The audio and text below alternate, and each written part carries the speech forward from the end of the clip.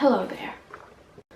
Love's Labour's Lost is an Elizabethan comedy which also shows the themes of unrequited love, and trickery. Yeah. So it's basically the Elizabethan era version of a rom-com. Love's Labour's Lost is one of Sir William Shakespeare's early comedies, believed to have been written in the 1590s, 1595 approximately. It was played to be performed to Queen Elizabeth herself at the Inns of Court. In the play that we did, I was acting as Dumaine in Act 4, Scene 2. And this was a scene where they had come up on the balcony to read their love letters in privacy, and so it was night time, so you know, in my pajamas. So basically what the play was about is King Ferdinand of Navarre had chosen to put laws into place to make his kingdom scholars. Laws like no woman can step a mile within the king's court,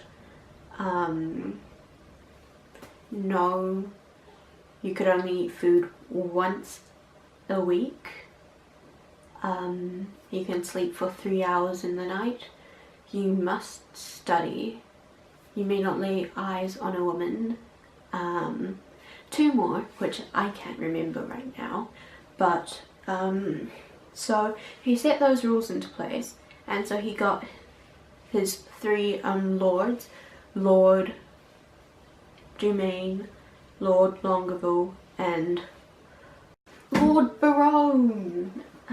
Yes, so after Dumaine and Longueville had signed the papers, Baron reminded the king that the Princess of France and her entourage of ladies will be coming to Navarre to discuss political matter. You see, the Princess of France, the King of France, her father, he was sick, and so she had to come and discuss political matters for them to maybe arrange a marriage or something to become allies. And so the king had to quickly run around and think of things to change so that he wouldn't be breaking laws. So he had to find loopholes, basically. She came, she had her entourage, and she had Catherine, Maria, and Rosalind. All 4 lords and kings took interest in the ladies straight away. So the king, obviously, and Princess of France, they kind of like, not really love at first sight, but it was kind of like that kind of thing. The same with Dumaine and Catherine, the same with Maria and Longueville, and the same with Rosalind and Baron. Now Baron was first to break, but they don't really know that yet. And so after a while, at night, this is my scene, the scene that I played, Baron goes up to the top of the castle or something like that, in a park or something, and he reads out his love letter to Rosalind, and then he hears somebody coming, so he quickly runs and hides in a tree. And so the king comes, coincidentally the same place that Baron was, to read his letter, and he read out his letter to the Princess of France. He got a bit emotional and all that, and he was like, how am I supposed to tell her I love her? I'll drop the letter. And he was like, hold up, no. And Baron was like, yeah, this is gonna help me. And then the king heard somebody coming, and so he hid in a bush, and then Longueville came up reading his letter to Maria. And then after he read his letter, he quickly hid somewhere. I don't know where he hid. In my play he hid it under a bench. And then Dumaine came and he read his letter to Catherine, and he had a teddy bear and everything. Yeah, and then Longueville was like, hey, you know, we're on the same path, maybe we could do this.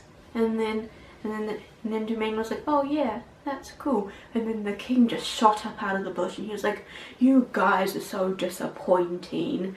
Something along the lines of, how could you do this to me since I made the laws, yada yada yada. What will happen when Barone finds out, because I would never do something like this, and that kind of stuff. And then Barone popped out of nowhere from the tree, and he was like, yo, king, you're just as bad as them, step to the side. And since Barone was there first, nobody really heard him read the letter, and so the king was like, and then Longueville and Domain were like, yeah. And so that happened, and Barone went through his speech about how they were all disappointing and how they all broke the laws and everything like that. And then one of the servants, Jacquinetta, she came up with Costard, who was another servant who was like in love with her. Unrequited love, by the way. Yeah, so she came up. So Costard was meant to give the letter to Rosalind from Barone, but he was also meant to give a letter to Jacquinetta from Don Amagio, who was a Spanish knight, and I really don't know how he came into the play. He was just there. So anyway, Costard accidentally switched up the letters and gave Jacquinetta Rosalind's letter, and he gave Rosalind Jacquinetta's letter. And so Jacquinetta was like, what is this? And so she showed the king, and the king got what's his name? Barone to read it over, because he's so trusting. Oh, lies. Yeah, so Barone read it over and he was like, oh, haha, here's the letter, this was nothing. And then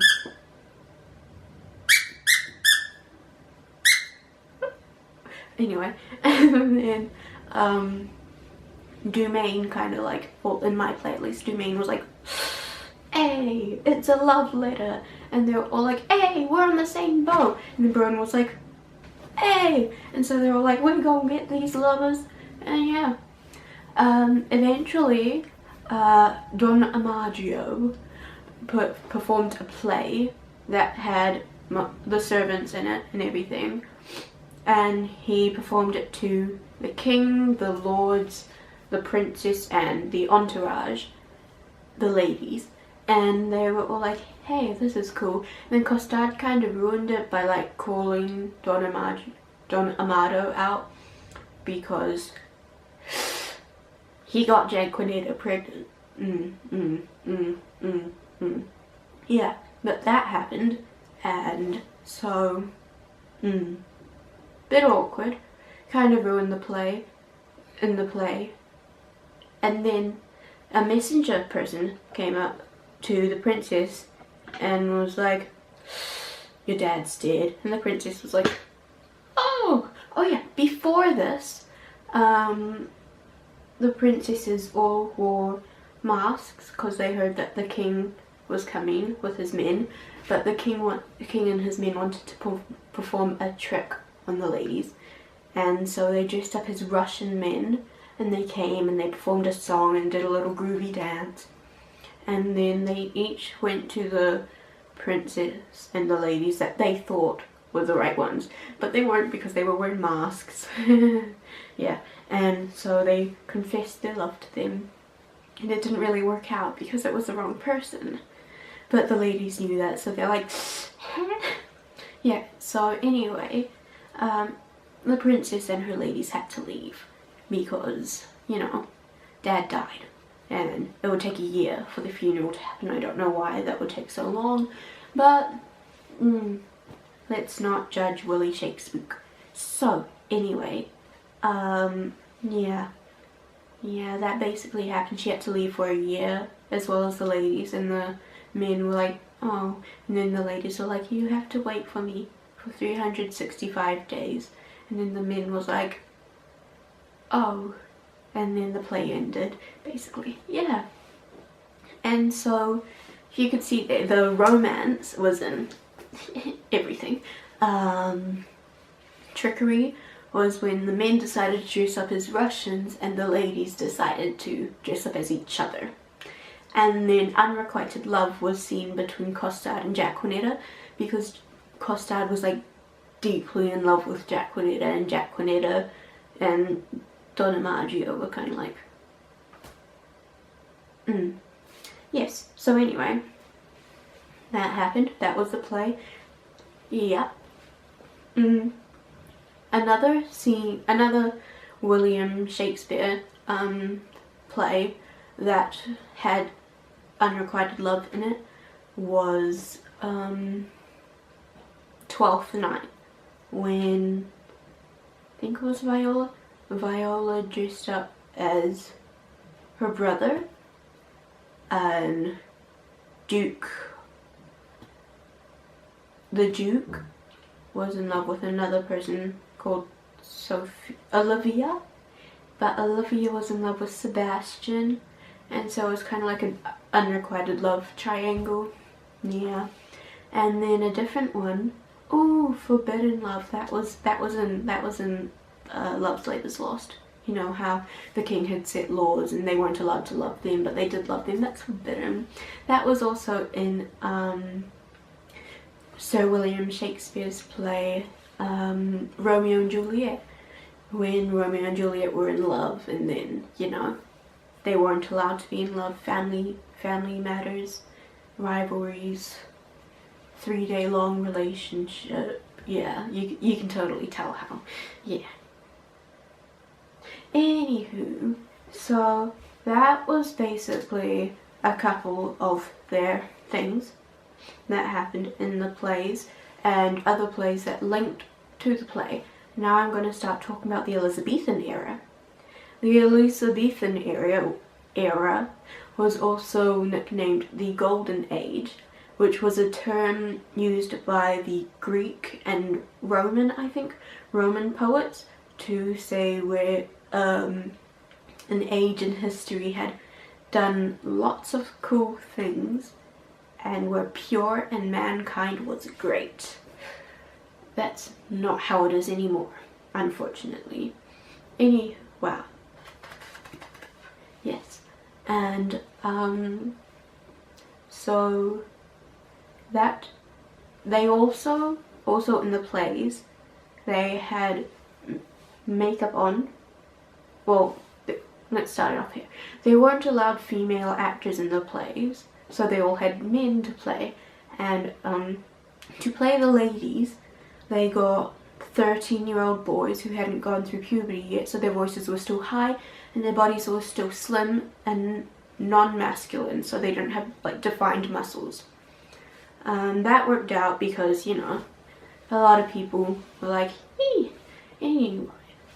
Yeah, and the makeup that they wore, I think it was pigeon droppings that they would put on their face to get that fair skin color, and then they would have lead for other things, and a lot of actors who did that stuff actually died from lead poisoning, unfortunately.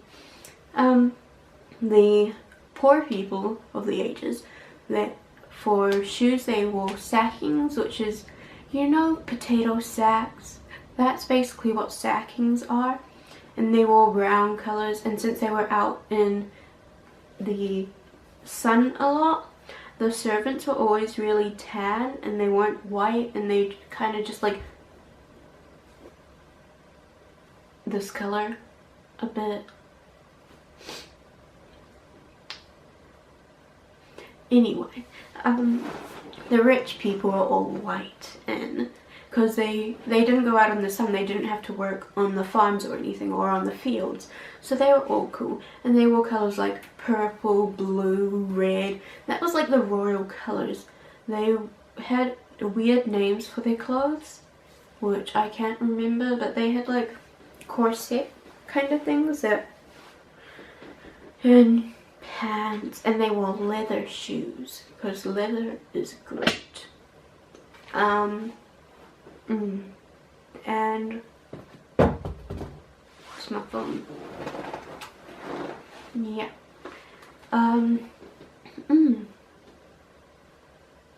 It was also a very superstitious time. They were afraid of, because you know, the 1500s, that was like the age where there was like black magic and witches, I think. And so, superstitions, you know. Anyway, yeah. So that was a little bit about the Elizabethan era and a little summary of the play Love's Labour's Lost, and also themes that linked that play to other plays from Sir William Shakespeare, because he was a great playwright. Yeah, he was. It's sad he died, but where am I going with this? Bye!